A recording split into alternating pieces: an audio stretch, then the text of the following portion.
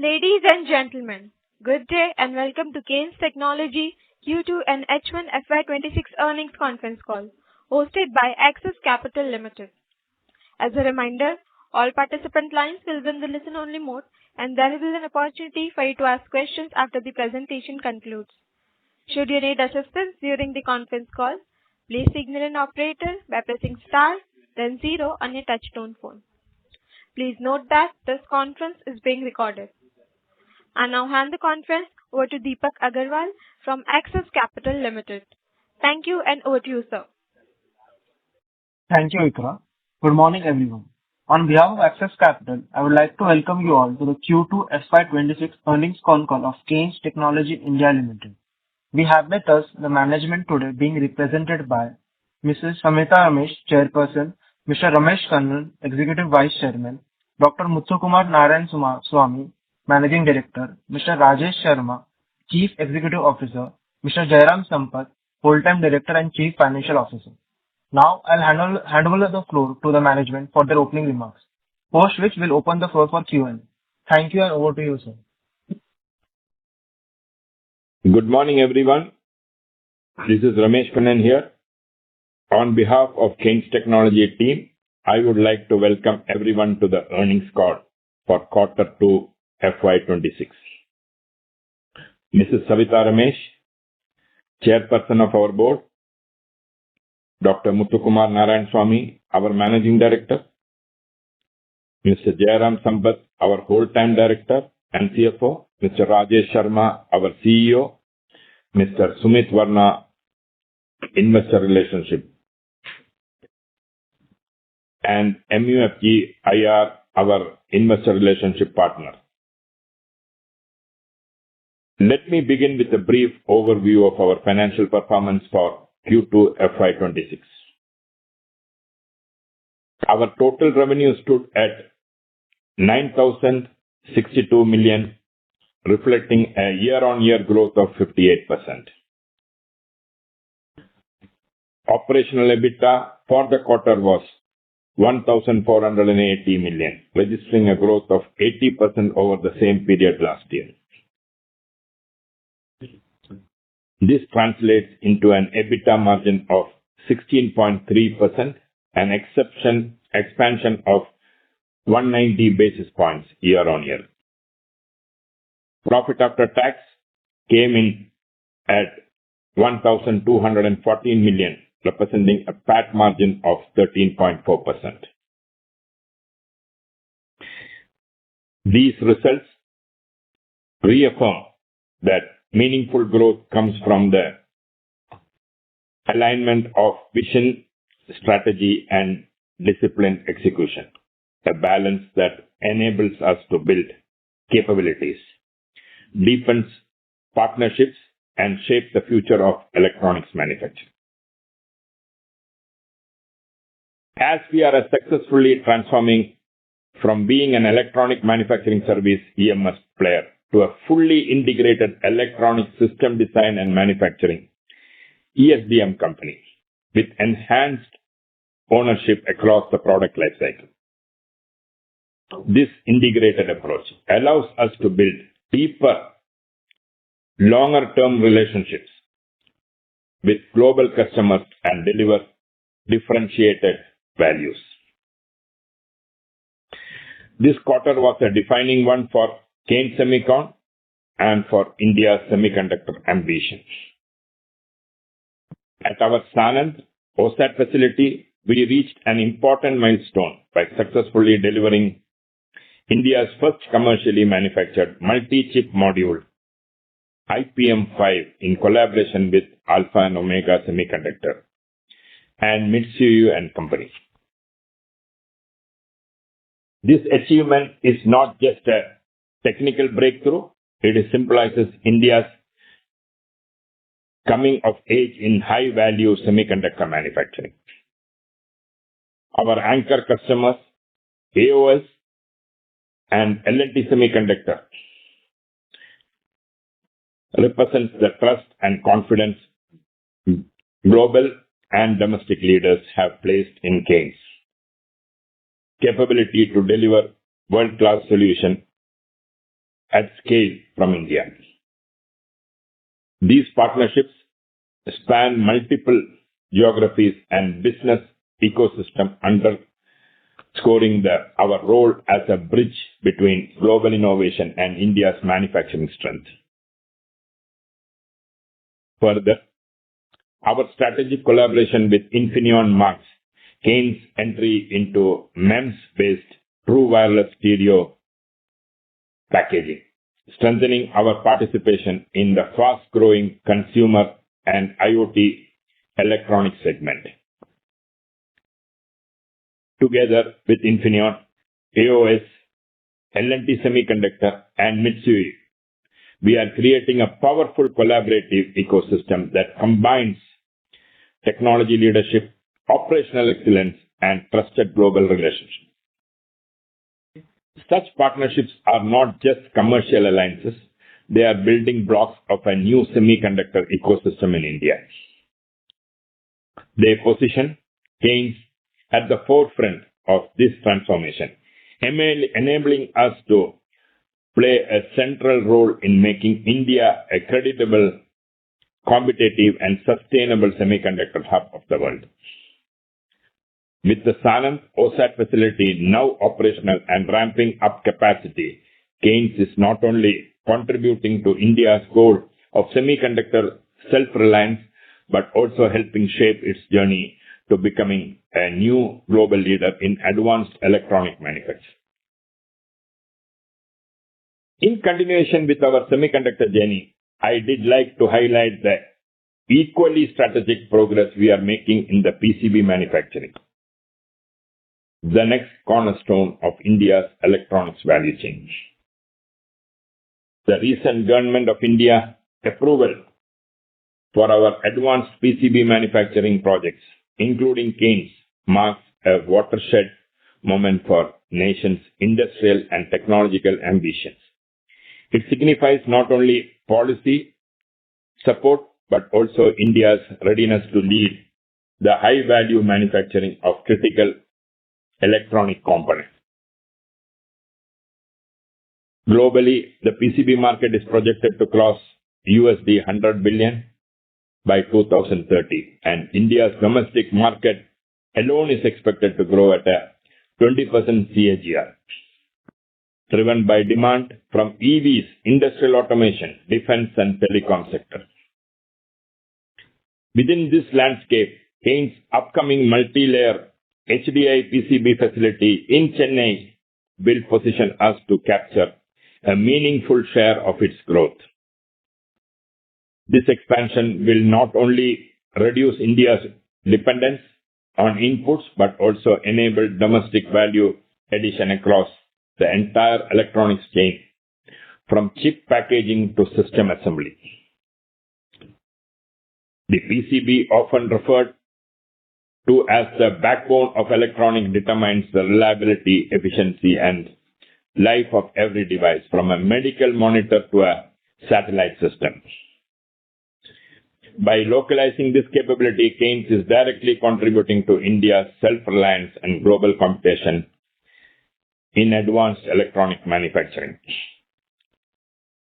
As we stand this inflection point, it is important to acknowledge that India's manufacturing journey has never been without challenges. There were times when global supply chains moved faster than our own, when policy and infrastructure were still catching up, and when the world looked at India as a market, not yet as a manufacturing power. But time and again, India has proven its ability to adapt, innovate, and rise stronger. Today, India is not only following the global trends, we are shaping it.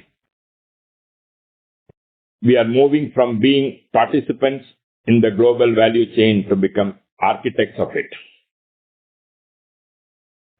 Powered by policy support, engineering excellence, and a new generation of companies that believe in India's potential. At Kaynes, we see the transformation not just an opportunity, but as a responsibility to prove that world-class innovation and manufacturing can thrive in India at scale with global quality standards. The India story is no longer a promise, it is a performance, and its momentum is only beginning. As we reflect on another strong quarter, it is clear that growth becomes meaningful only when guided by vision and purpose. At Kaynes, our journey is driven by a single ambition: to build a globally respected technology enterprises that powers India's transformation into a deep tech and manufacturing leader. Before I conclude, I extend my heartfelt thanks to our investors, partners, employees, and customers for their trust and support. With that, I would like to hand over the call to Dr. Muthukumar Narayanaswamy, our Managing Director, to express his vision for the company. Thank you. Thank you, Mr. Ramesh, and good morning, everyone. It's really my privilege to join the Q2 earnings call on the back of yet another stellar performance by the company under the leadership of our Executive Vice Chairman, Mr. Ramesh Kannan, and the Kaynes team. I wish to brief about some of the important initiatives that we have undertaken to bolster performance of Kaynes Technology as an excellent organization. Our focus will be driving the company's transition from a service-led EMS model to a product-led ESDM-driven enterprise, as indicated by our Vice Chairman. As we look ahead, our focus will be on strengthening the execution backbone of the company through enterprise-wide systems, process harmonization, and transformation frameworks that enable scale, agility, and consistency across every Kaynes facility. We are entering a phase where execution excellence will define leadership, and Kaynes is poised to lead from the front. Our priorities are clear: to drive significant improvements in productivity, cost, and delivery, while embedding a culture of total predictive maintenance across all sites. This will not only enhance asset reliability, but will also instill mindset of ownership, discipline, and continuous improvement at every level of the organization. TPM is not just a process initiative, it's a way of thinking, it's a culture that ensures operational precision and sustainability. In parallel, we will undertake a structured program of business process restructuring and digital transformation, redesigning the workflows, integrating systems, and leveraging the data to build a truly connected enterprise. The next frontier for Kaynes lies in IoT 4.0, a low-cost automation and advanced quality management system where real-time insights drive smarter, faster, and more consistent decision-making process. As the cost of employee continues to rise, automation and data-driven optimization will be the key to maintain the competitiveness of our organization. Our approach will combine digitalization, predictive maintenance, and process visibility to deliver better productivity, quality, cost, delivery, safety, morale, and environmental performance, the 7 pillars of sustainable operations. Importantly, quality today is no longer a differentiator. It's the base and being taken for granted. What will set Kaynes apart is our ability to deliver quality with speed, reliability, cost efficiency, and intelligence. We'll continue to invest in next generation information systems, enabling better integration between manufacturing, supply chain, and ensure agile customer delivery. As we advance this transformation journey, our aspiration is clear: to make Kaynes synonymous with operational excellence and execution leadership, setting the standards that others in the industry aspire to reach. People define the strength of any organization. At Kaynes, we'll focus on developing our talent pipeline and enabling more individuals to take on the leadership roles that shape the company's future. As the chairperson and vice chairman continue to tell, Kaynes' focus will continue to be on customer. We'll stand as a customer-focused company. We'll continue to focus on innovation and make sure that we constantly make improvements in every process, people, and product. And of course, people are our key. So a focus on customers, focus on innovation, and focus on people will make this truly a world-class organization. I'm confident with our talented team, shared purpose, and commitment to excel. Kaynes will continue to define the future of Indian manufacturing on the global stage. With this, I'd like to hand over a call to Mr. Jairam Sampath to take you through the detailed financial performance. Over to you, Mr. Jairam. Thank you, Dr. Muthukumar. Thanks to everyone for joining today's call. As we start a new quarter, I'm happy to share Kaynes Technology's financial results for second quarter of FY26, and I will share with you the highlights of the same. Our revenue stood at 9062 million rupees, reflecting a year-on-year growth of about 58%. Operational EBITDA for the quarter was 1480 million rupees, registering a growth of about 80% over the same period last year. This translates into an EBITDA margin of about 16.3%, an expansion of 190 basis points year-on-year. Profit after tax came in at about 1214 million rupees, representing a PAT margin of 13.4%. Our current order book for Q2 FY26, which stands at 80,994 million rupees, compared to 54,228 million in Q2 of FY25. Also, let me take you through our robust half-yearly financial performance for the first half of FY26.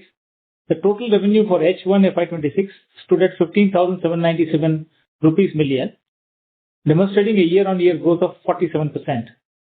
Operating EBITDA came in at 2,610 million, making it an increase of 75% year-on-year and resulting in an EBITDA margin of 16.5%, an expansion of 270 basis points over last year for the first half.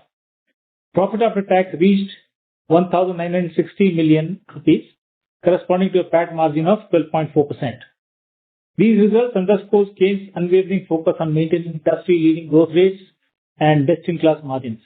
Efficient working capital management, strategic supplier collaboration continue to drive the cash flow improvements and operational resilience, keeping us ahead in a dynamic industry. Kaynes' journey in Q2 of FY26 is marked by powerful synergies we continue to unlock through a backward integration into high-density interconnection PCB manufacturing and parallel integration into OSAT and semiconductor packaging. These moves not only streamline our production process and enhance the supply chain control, but also create margin-accretive opportunities and deliver sustainable value to our stakeholders. By connecting PCB and OSAT capabilities, we amplify innovation, operational efficiency, and product quality, yielding cost advantages and enabling Kaynes to serve end-to-end requirements for high-growth verticals. Inorganic expansion continues to be part of our strategic toolkit. Our integration of global businesses, especially August Electronics, further adds synergy, accessing new talent pools, customer bases, and high-margin markets. Kaynes is envisioning the future of the Indian EMS and ESDM industry, positioning itself not only as a leading manufacturer but also as a core innovation partner driving technology transformation. We are building capabilities that extend beyond traditional manufacturing to encompass embedded systems design, advanced prototyping, and seamless integration across electronic systems. This forward-looking approach enables us to co-create next generation of products with customers, delivering holistic end-to-end solutions that are agile, scalable, and innovation-led. With our expanding expertise and technological depth, Kaynes is set to shape the future landscape of India's electronics sector, empowering it to be a global hub of engineering excellence and product innovation. With this, I complete my initial remarks, and I would like to place on record my heartfelt thanks to the Axis Capital team for hosting this earnings call. I'd like to thank all the participants for committing their valuable time on a holiday, especially for attending this call. So I hand it over to the Axis Capital team for creating the question list, and then we are all here to answer them. Thank you very much. Thank you very much. We will now begin the question and answer session. Anyone who wishes to ask a question may press star and 1 on their touchtone telephone. If you wish to remove yourself from the question queue, you may press star and 2. Participants are requested to use handsets while asking a question. In order to ensure that the management will be able to address questions from all the participants in the conference, kindly limit your questions to 1 per participant. Should you have a follow-up question, please rejoin the queue. Ladies and gentlemen, we will wait for a moment while the question queue assembles. The first question is from the line of Deepka Krishnan from Kotak IE. Please go ahead. Hi, sir. This is Deepak Krishnan from Kotak. Maybe just, couple of questions from the cash flow perspective. We still see, receivables are up, say 600 crores and, in the other current assets, we've not seen a major decrease. So just wanted your thought process in terms of how do you see operating cash flow by the year end, and also the status of the 300 crore smart meter receivables. And maybe just, two other bookkeeping questions. We've seen a substantial jump in other income this quarter and, other expense going down. So we understand part of the other income is the QIP income, but other than that, are there any gains in other income or any sort of reversals in other expenses, if you can sort of, clarify on these 3 points?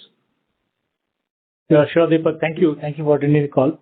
So firstly, regarding the cash flow, we're completely aware. One, we made a small breakthrough of which we have been talking about whenever we have met you all, which is the other non-current assets, which represents receivables not due, but to be paid over a longer time frame by the customer. So we have done experimentally about 60 crores of such discounting this quarter, and we've been successfully able to do that and documentation, etc. So that's off our books right now. So we hopefully next 6 months we will remove the remaining old legacy receivable, which is not due, and we will take it off the balance sheet. So that's one thing which will give us a good close to about 300 crores of money into the system. And if you see the operating cash flows negative at about 180 crores or so, could have been perhaps mitigated if we had done this exercise this quarter itself. And we are pretty confident that as the second half goes by, the volumes also will increase dramatically, more than 50-60% of the first half volumes. And so we think that we'll be able to give you a positive OCF, a significant positive OCF by the year end. As far as the other income is concerned, these are the QIP proceeds that are yielding some interest. And other expenses, there are no major things to report by. It is just a part of normal course of business. So these are the few clarifications to your questions. And maybe just on the copper clad laminate, if you could sort of help us with the unit economics of that, how much of that would be sort of captively used, how much are we looking to sell external? If you have a follow-up question, please rejoin the queue. Okay. We will come back to you, Deepak. Anyway, thanks for this question. Sure. Huh? Next question. Thank you. The next question is from the line of Saksham Mongia from Diamond Asia. Please go ahead. Good morning, sir. Thank you for the opportunity. I hope I am audible. Sir, I have just one question. We were not able to maintain the guidance for this quarter, and the same situation occurred in one of the previous quarter last fiscal year as well. So could you please share the full year guidance and what gives the company the confidence to achieve it? And also, what are the strategic steps that are being taken to ensure that we meet our guidance? This is from my answer. Thank you for this question. It's an important question. See, fundamentally, we look at ultimately at the end of the day, what matters to us is long-term sustainable profit. And that is driven by long-term sustainable profitability of all products across all verticals, and also a good, healthy order book. Yeah, there are between quarters, there are some small, let's say, ups and downs in the execution of orders, which is driven more by some supply chain related to problems and so on and so forth, which we are also nailing down. But if you look at our order inflow, the total order stood at about 8,000 crores or so. And the monthly order inflow has gone up compared to the first quarter, which is what defines actually the health of the business. And so an upswing in that essentially means that there is good, strong traction with the customer. So if there are some small tweaks to be done with our supply chain and all that, and make sure that we start delivery. So quarterly basis, you might see some little dips here and there, but we are pretty confident that we will hit the annual number for our profits as well as operating EBITDA, and broadly reach the revenue targets also that we have mentioned. As you know, this quarter we have also integrated August Electronics, and I'm happy to tell you that they also have quite as expected a robust business with profitable customers. And as I speak to you today, one of the very large companies in the world, they are visiting our facility in Chamarajanagar to qualify us. And those of you whom I have met earlier, I have mentioned to you that we will do Industry 4.0 equipment, which is RF testing equipment for these chaps. So the business is pretty strong. Profitability is on the upswing. It is not merely in one particular area, it is in all the areas. In fact, across the verticals, we have had gross margins sustaining up and showing up. In fact, this particular quarter, we had somewhat smaller percentage of industrial, and still the total profits went up because of operating leverage. So we continue to do that, and in the second half also, you can expect this trend to continue. Next question. Thank you, sir. Thank you. The next question is from the line of Pranjal from Morgan Stanley. Please go ahead. Thanks for taking my question. My question is on the recent projects that we have won on the bareboard PCB. So if you could just kind of highlight in terms of are we looking for any technology collaboration here, and what the indicative equity proportion could be with the tech partner, and any ballpark margin guidance that you could kind of elaborate in terms for the HDI capacity that we are kind of setting up. Yeah. So firstly, margin guidance I cannot give you at this point in time. The factory is just coming up. But suffice it to say that it's definitely going to be higher in terms of whatever the total consolidated margins there are. In fact, significantly higher than this. And also the approval that we have got is for the second phase of our expansion into the PCB, for which we are in the process of. We have received the government order for the subsidy, capital subsidy. So the first phase of this particular thing, we are doing it in Chennai, Oragadam, and the second phase for the balance, for which the Honorable Minister for Information Technology and Railways had issued us the government order. So that is being done down south, and we think that this also represents. This has been done after scrutiny of our proposal by the government.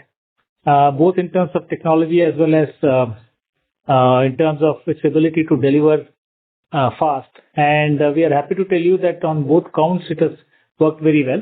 We are attempting largish scope in the PC board, especially in tune with the PCB requirements of the future, which are likely to be high density, multi-layer, flex boards, and so on. So from that perspective, we have put together a capex for the first plant. Firstly, we will start with multi-layer boards. We are attempting to do up to about 76 layer boards. And then secondly, we will implement HDI. Concurrently, we will implement the flex board, and then of course the high density interconnection. So there are many customers. We have about 16 customers who have having strong interest. And we think that by the end of this year, the plant should be ready. And at least the phase one in the Oragadam area. And once that is ready, then maybe some customers' approvals also will be there, and we'll start shipping, like I have communicated earlier, from the month of April onwards. And we are also covered under, as you know, PLI scheme. So we'll have clear 6 years of coverage under the PLI.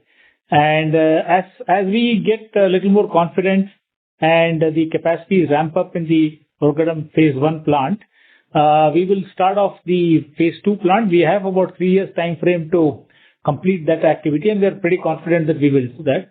And so with this, what happens is we hold, let's say, the distinction of being able to be self-sufficient on copper-clad laminates, pre-preg, as well as PC boards, especially in the high-tech area.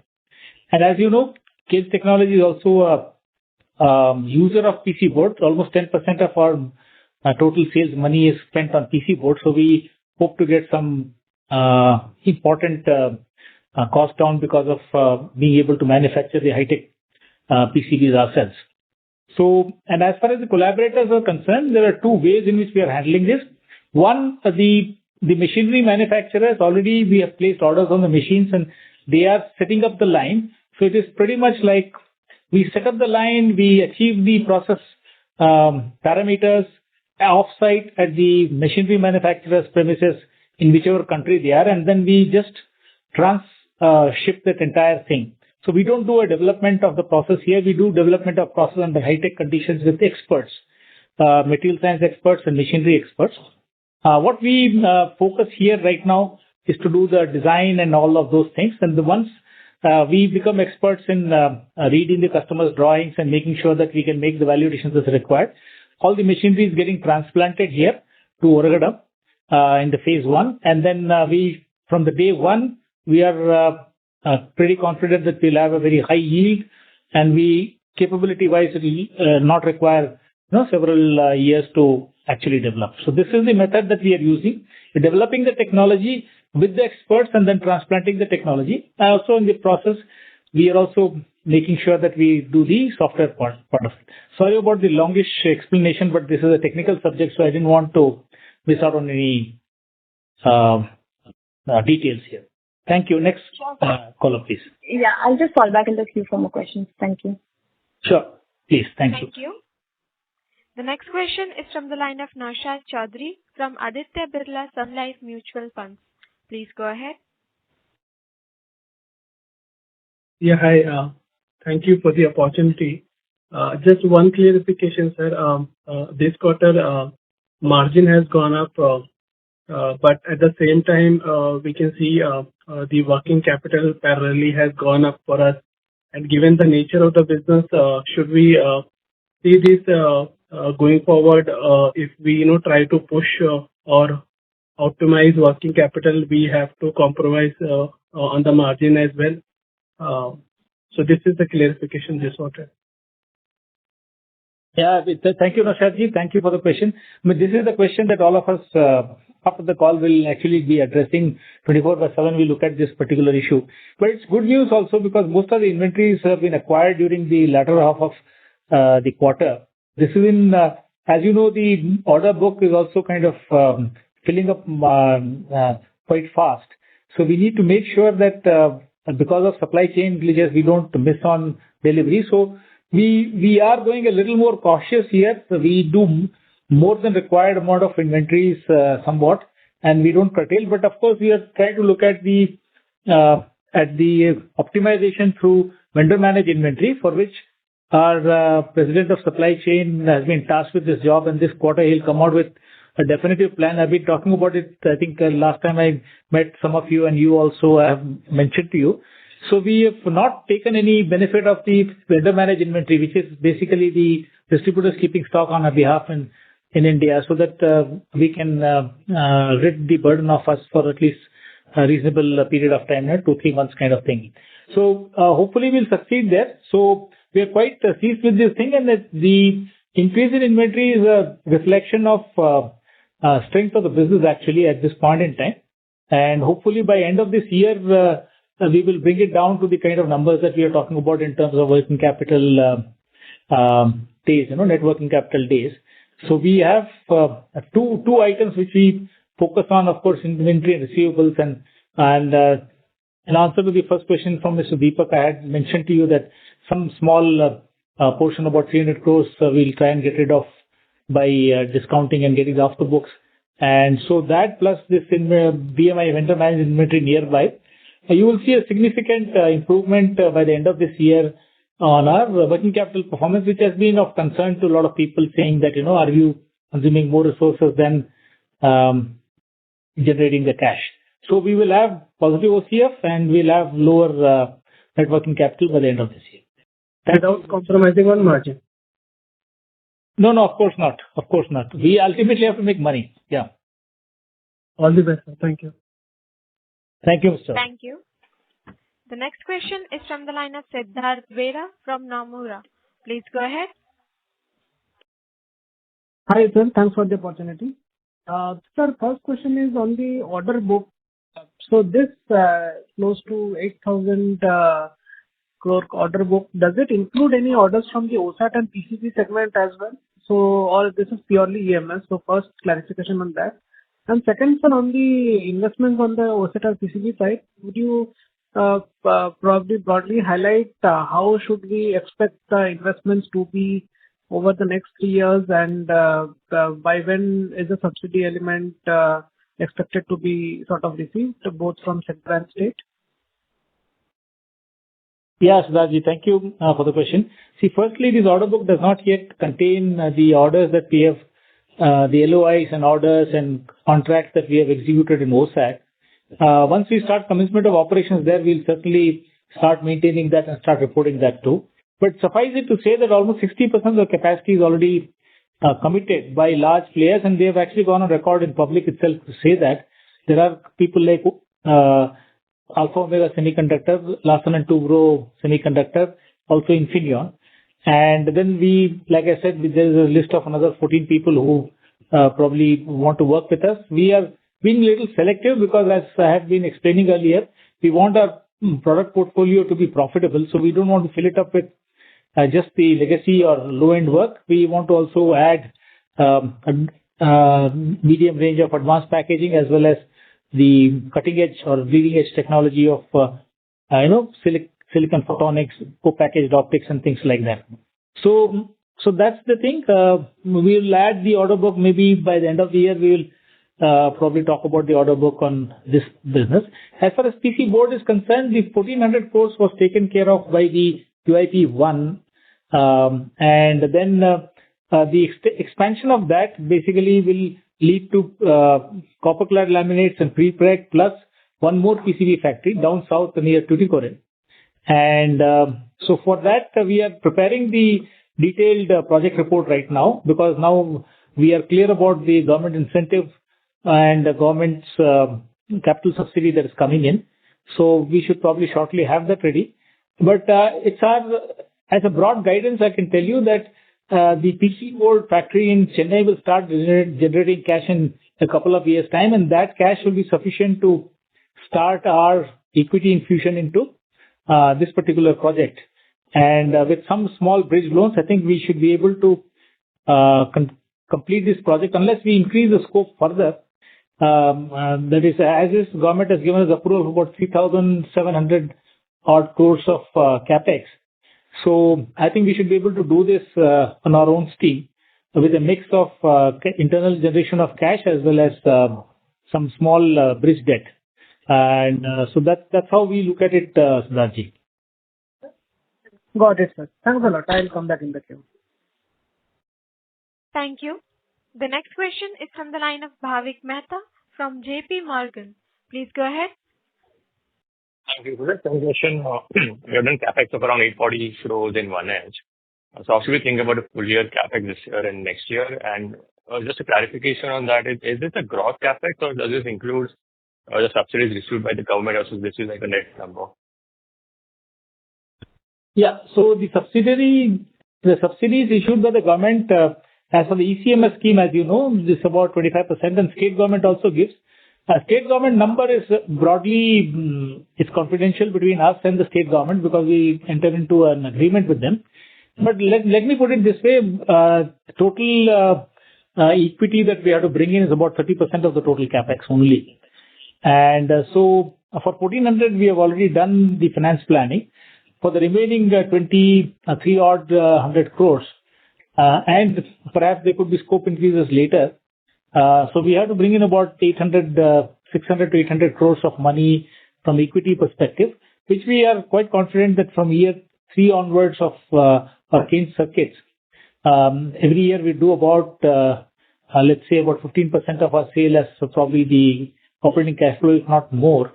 And because these are mostly large customers, export customers, and high yielding products.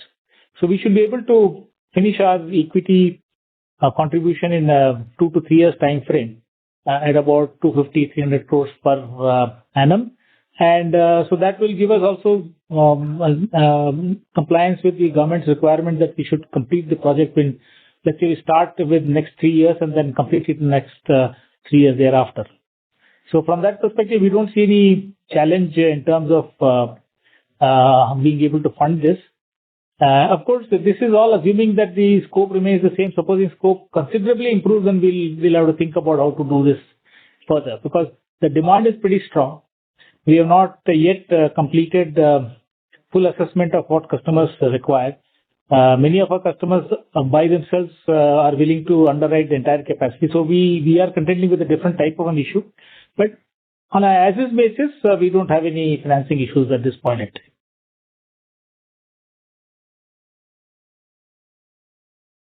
Next question, please. Thank you. The next question is from the line of Smith Sinha from M. Acquire. Please go ahead. Yes, thank you. So just wanted to put a near-term, get a near-term perspective. You're talking about 4,500 crores in revenue for the year. Can you talk about the interplay between the different verticals? It seems like autos were probably a little lower than what we had expected. How do you think about railway? Where does that play? We saw some news stories yesterday about some rollout of Indian Railways, Vande Bharat trains being slowed potentially. And then if you can also, in that same context, talk about smart meters and aerospace, which is supposed to be a big second half driver. Thank you.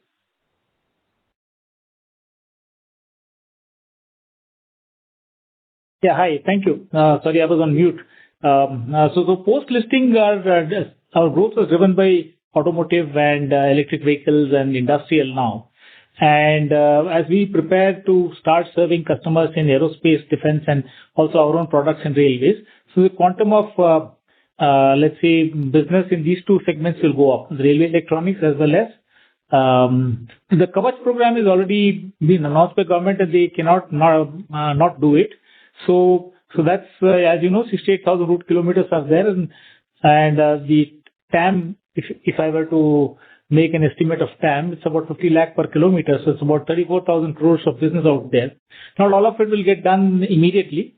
It may take a 5 to 7 years time frame for the government to identify the priority sectors, trunk lines, based on passenger movement, etc. So we expect Kavach, our own product actually has been made and then we have supplied, it's approved and so on. So hopefully we'll do some reasonable amount of business this year itself.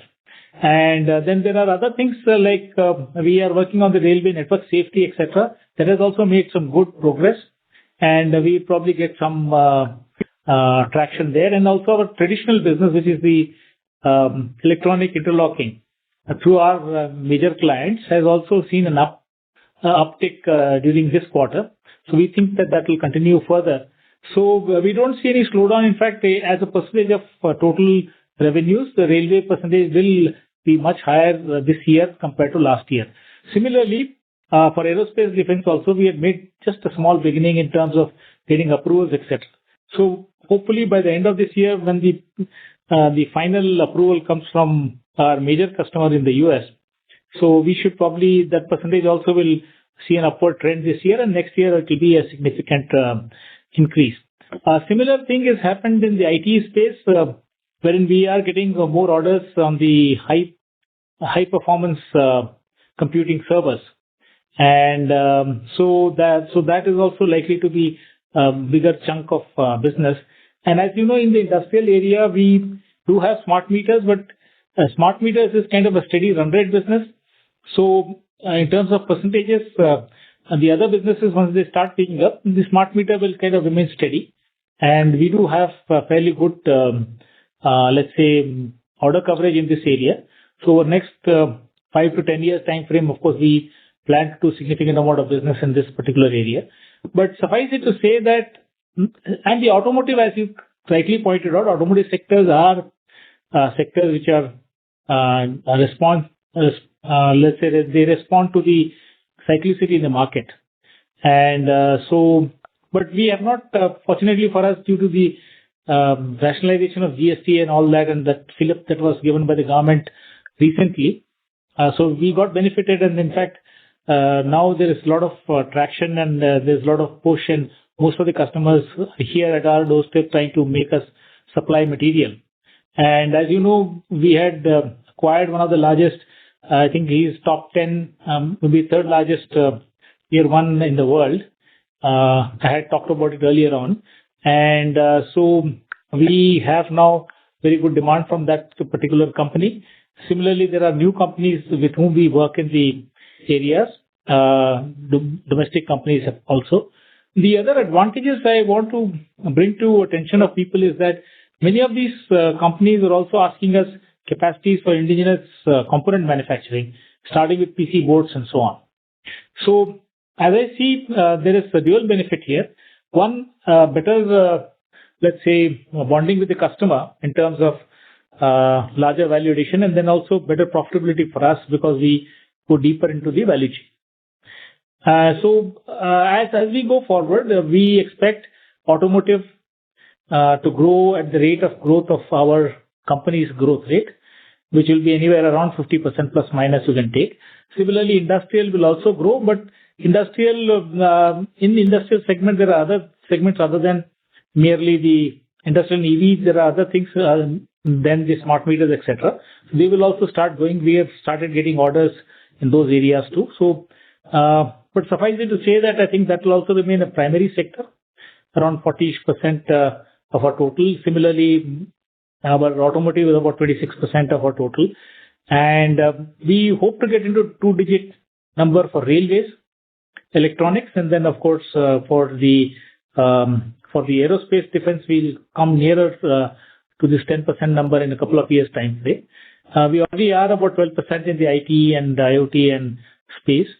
And of course, we are also doing some high-end consumer work, which is not the appliances of like the TVs, etc., but something else, something a little different, which is more high-tech for export markets.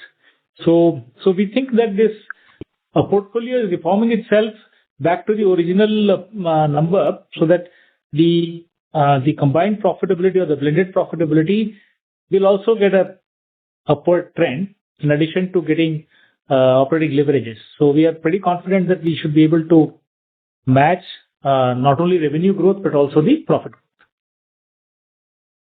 Got it. Thank you. Right. Thank you. The next question is from the line of Akhilesh Bhandari from North Rock Capital. Please go ahead. Hi, sir. Thank you for taking my question. So firstly, on the receivable part, so even if I adjust for the 300 crores of the financing which you're looking to do, on a trailing 12-month basis, still the receivable days would have increased by around 15 to 20 days. So even except that, we are seeing a receivable increase. So any thoughts on this, please? You're right. There is a skew of billing towards the end of the quarter typically. And it's like 1, 2, 3. So is the billing within a quarter, and then 1, 2, 3, 4 is within the year for the respective quarters. These are affected by two things. One is cyclicity of business and orders, etc., and also pushed by our customers. So everybody wants to achieve quarter-end numbers and so on. So a lot of business gets done in the last month. So we are trying to work on two fronts. One front is, of course, taking care of the older number so that we free up some cash. And then the second one is we are also working with the customers themselves for some kind of an invoice assignment and discounting so that the burden on the company comes down. That means the moment we deliver, we would like to collect that. So this also helps us in terms of making sure that all monies are collected and there are no troubles. So we are aware of this. We are trying to get rid of this extra 10-15 days, but there will still be cyclicity always quarter end, especially as we go forward. The March end will be probably pretty strong billing. So you will see this a little bit of trend for the next couple of years or so. But having said all of that, we still want to bring down the net working capital. So we will make sure that we will have financing solutions, plus also we'll make sure that the vendors chip in so that we can control the inventory. So that as a bucket inventory, receivables can be controlled, and then payables, I think we are maximum whatever we can extract is there. We don't want to do an additional, let's say, extraction of number of days from our suppliers, because as you know, price sensitivity comes into picture. So whereas many of our peer group companies, etc., they all talk about 6 months payables, etc. But we don't do that. So we are sure that even though there are these increases in receivables, we will compensate by reducing inventory. And by the end of the year, we will make sure that we get to a lower number than even FY25 number, much lower number in terms of net working capital days. And your cash flow statement shows Sorry a to interrupt, provision Akhilesh. for doubtful debts. Please rejoin the queue. If you have a follow-up question, please Sure. rejoin the Thank queue. you. Thank you. The next question is from the line of Aditya Bhartia from Investec. Please go ahead. Hi, good morning, sir. So just following up on the question on receivables. So I understand that the receivables that we are seeing on the balance sheet are not including this 350 crore rupees of deferred receivables, because that's residing in other non-current assets. In that context, there's been almost like a 550-600 crore rupees of increase in receivables, even higher than the revenue increase that we are seeing. So just wanted to get your take on that and how should we think about it going forward. And also just a related question that in the cash flow, we can see that there appears to be a provision for doubtful debts of around 55 odd crores. So what is in that in respect of? And if we adjust for it, then margins look even better. So how should we think about margins as well? Yeah. Thank you. So see, about receivables, I gave a kind of detailed qualitative approach the previous question itself. So like I said, the last month of any quarter is a bit heavy. So what happens is most of the customers give us 60 days and plus 60 to 90 days kind of payment term. Some are 30 days, of course. So 30 to 90 days payment term. And the profile of customers we are billing in the last month of the quarter is towards 90 days, then you will have larger than usual amount of receivables coming in. But two methods we are using. One method is, like I said, all the new customers which are coming in, which are larger customers, whether it's a large tier 1 guy or large US customer or something. They have already designated bank. Yeah, sorry. Am I audible? Yes, you are audible. Okay. So, like I said, all the large customers and large businesses going forward, we will make sure that discounted with the customer's bank or customer's financing agency. So we have registered with JP Morgan, we have registered with other banks, etc. And hopefully, by the time FY26 is completed, I think we will have on board at least 20-30% of very large customers whose receivables will probably not stretch up. So one is, and then second is of course the legacy receivable of which is receivable but not due, which is sitting on other non-current assets. We are trying to make sure that we have found a method now, so we should probably by end of the year discount it off and get it off the balance sheet. So these are the two methods we are making sure that we. And on the improvement front, what happens is if we ship to the customer evenly, so that has something to do with improvements in terms of our ability to ship evenly. So even within a month, first week to fourth week, there is an increase, right? So we are trying to see whether from day one we can ship material which is, let's say, required by the customer rather than wait for the end of the month. So these kinds of things will probably reduce our receivables and also inventory directly by about 5 to 10 days net. And in addition to that, of course, the other methods of VMI plus customer-led bank discount, and then of course factoring off our books. So these 3-4 methods we have to make sure that by the end of the year you will probably see some reasonable improvement in this front. For doubtful debt that you are having of 55 crores? Yeah. Am I audible now? Yes, sir. You are audible. Yes, sir. Please go ahead. Yeah. So what was the question on the provision? I missed that during this. So, sir, on the cash flow side, in the cash flow statement, we can see that there is a provision of doubtful debts of around 55 odd crores that we have created in this first half. So, wanted to understand what is that in respect of, and if we adjust that, then it means that margins could have possibly been higher by even another 3 odd %. Yeah. So, just wanted to get your perspective on margins as well. Yeah. No. Obviously, the conclusions are right. They are arithmetically correct. But the fundamental thing is the provision is driven by accounting policies, okay? Whereas just because we provide for it doesn't mean that we don't go and collect it. So we have done a lot of old collections and so on too, though we may have provided for it and so on. But our auditors will have us provide for debts which are aged and for some reason uncollected debts, etc., etc. So that's the thing. And going forward, we'll reduce this also. See, the improvement in receivables means essentially current collections should be highest and the old collections should not be there at all. Old collections should have been collected. So that's possible, like I said, through systemic method. One method is, of course, you improve the evenness of billing. The second method is you make sure that you discount it with the customer's agency, because then there is nothing, it just goes off the books. He's received the material, he pays us the money. Of course, we have to provide for some little cost of that in our costing, which we are able to do. And third is, of course, some of these things, odd cases like the other one, which was there, we have to approach some financing agencies, and which we have done. We have done about 60 crores of such discounting, and it is off the books right now. So similarly, we will do that for the remaining legacy, quote unquote, which is receivables not due but sitting in other non-current assets. So that also we will do.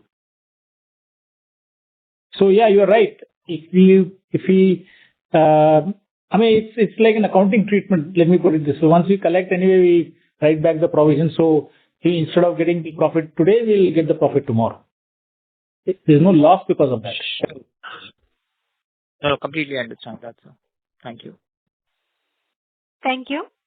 The next question is from the line of Niranj Jain from BNP Paribas. Please go ahead. Yeah, sir. Thanks for the opportunity. So one clarification. So the document said that we have fully utilized the 850 crores QIP proceeds for the debt repayment. But why is it not getting reflected in our debt reduction in the balance sheet and cash flow? And secondly, wanted to check on the revenue guidance. Do we still hold at $1 billion revenue guidance by FY28 and $2 billion by FY30? And if you could give a rough breakup of this incremental $1 billion we expect over 2 years in FY29 and 30. Thank you. Yeah, the second question is easier to answer. There is good traction and there is good momentum in the business. So $1 billion by FY28, certainly visibility is there, and we are sure we'll do it. And you and I will discuss, of course, the profile, etc. I can't tell you without, there are lots of confidential agreements, etc. But you can look at the way in which the order inflow is there. So the only thing that you must always... Yeah, hold on. You're able to hear me? Yes, sir. Okay. And so that's the second question.